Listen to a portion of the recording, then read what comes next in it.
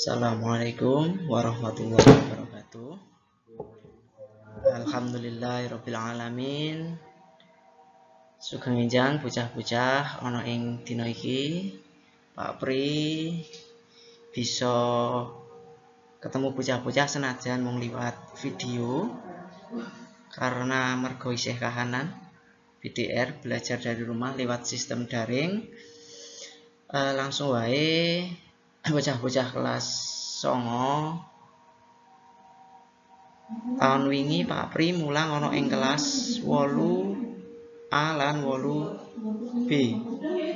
HW kelas 8C. Artine bocah-bocah kelas 9 wis kenal karo Pak Pri. Cah-cah kelas 8D sing saiki 9D uga mengkono. Wis akeh sing kenal karo Pak Pri. Dadi Pak Pri ora perlu kenalan meneh. Saiki langsung mlebu ana ing materi bab 1.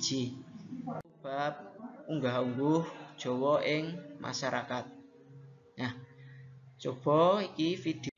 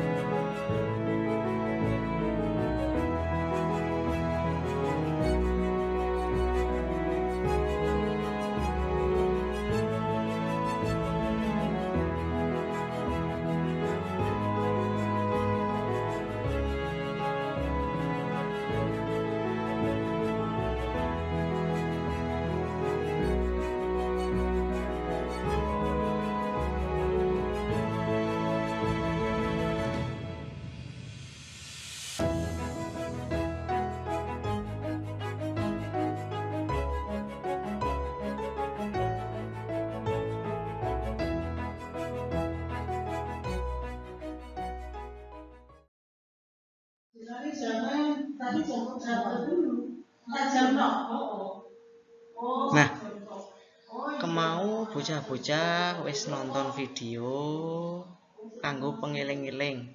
Biyen nang kelas 7, nang kelas 8 wis tau disinau bab unggah-ungguh basa. Menawa unggah-ungguh basa kuwi kapara dadi 4. Unggah-ungguh basa ngoko lugu, unggah-ungguh basa ngoko alus, unggah-ungguh basa krama lugu lan unggah-ungguh basa krama alus. Yen wis kelingan, saiki langsung mlebu ana ing cak-cakane. Dadi bocah-bocah ngecakake utawa ngetrepake unggah-ungguh basa kanggo nelakake rasa sarujuk lan ora sarujuk. Ukara kang bisa digunakake kanggo nelakake sarujuk yaiku aku sarujuk karo panemumu kuwi. Sarujuk kuwi tegese setuju. Loro, kula sarujuk kalian pamanggih panjenengan. Saya setuju dengan pendapat Anda. Terus, ukara kang bisa digunakake kanggo nelakake ora sarujuk atau tidak setuju. 1. Aku kok kurang sarujuk karo panemumu kuwi. Loro, aku pribadi kok ora bisa nampa karo panemumu kuwi. Kowe ya.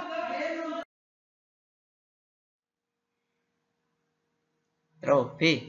Unggah-ungguh nelakake pangarep-arep utawa pangajap. Ukara kang bisa digunakake 1. Muga-muga kowe bisa lulus kanthi biji kang maremake. 2. Panjalukku marang sliramu, muga tansah eling mring janjimu.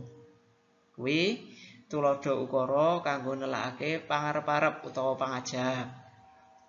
Nomor 3, mugi-mugi Gusti Allah paring ijabah dumateng sedaya. Yo sing keri dhewe. Unggah-ungguh nelakake rasa bungah lan bela sungkawa. Unggah-ungguh untuk menyatakan rasa bahagia dan berbelasungkawa. Ukara kang bisa digunakake kanggo nelakake rasa bungah. 1. Alhamdulillah yen mangkono, aku melu seneng. 2. Nderek bingah panjenengan saged kasil anggenipun sinau. Teruse ukara kang digunakake kanggo nelakake rasa bela sungkawa atau berbelasungkawa. 1. Kula sakulawarga nderek bela sungkawa. Nah, mangkono mau bocah-bocah tuladha unggah-ungguh utawa cak-cakane unggah-ungguh kanggo nelakake rasa setuju lan ora setuju, kanggo nelakake rasa pangarep-arep utawa pangajab, kanggo nelakake rasa apa mau? Bela sungkawa lan rasa bungah. Nah, sawise bocah-bocah nonton video iki, yen ana kang perlu dicatet ana ing buku tulismu supaya ora lali. Terus ana tugas kanggo ing dina iki. Linke Pak Pri-share ana ing deskripsi ing YouTube iki utawa ana ing grup WhatsApp. Mangkono pasinaon ing dina iki. Muga-muga bocah-bocah semangat anggone sinau, tetep jaga kesehatan, nang omah wae menawa ora ana perlu penting metu. Saka Pak Pri cukup. Insyaallah kasambung ing pasinaon candhake.